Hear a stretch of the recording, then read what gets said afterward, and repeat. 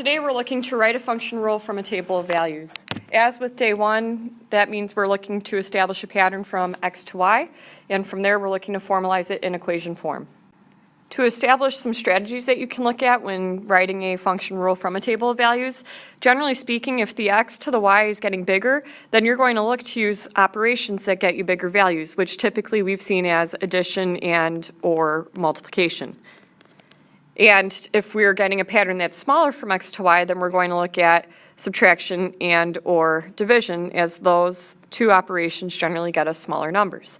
So looking at my values in my table, I have -2, -5, all the way down to 6 to 11. And when I look at a table of values, I personally don't recommend looking at the negatives, as it can be hard to see the rule. And generally what I recommend is that you do look at the biggest values in the table, as you'll see the biggest discrepancy in the values. So if I'm looking at 6 to 11, I might think to get from 6 to 11 I can add 5. But if you try that out with 4 to 7, 4 plus 5 does not equal 7. I'd have to add 3. So I can't use strictly addition to get from 1x to the y. And I would have to multiply by a strange value to get from 6 to 11. So in this case, we're going to have to use a combination of operations. So looking back at that general rule of thumb, when looking from x to y and getting a bigger value, we're going to need to look at a combination of operations. So our two combinations here could be that we look to multiply and perhaps add to get to the y from the x, or perhaps we need to multiply and subtract.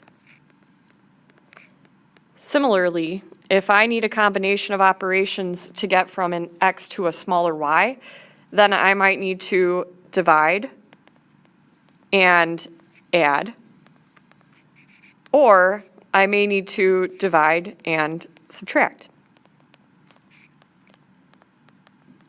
So looking back at the table that we have in this example, to get from 6 to 11, I look at what can I multiply 6 by to get close to 11. And if I multiply by 2, I get 12. From 12 to get to 11, I would have to subtract 1. So I'm putting out there, making the hypothesis that I'm going to multiply by 2 and then subtract 1 to get from every x to every y, And so looking at the other x values that I have in my table, if I do 4 times 2, that's 8, minus 1 is 7.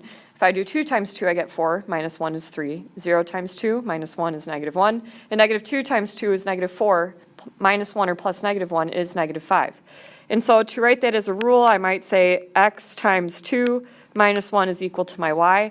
Keep in mind, though, to write it in standard form, in a cleaner form, I'd like for you to write that as 2x instead of x times 2 minus 1, and setting that equal to y.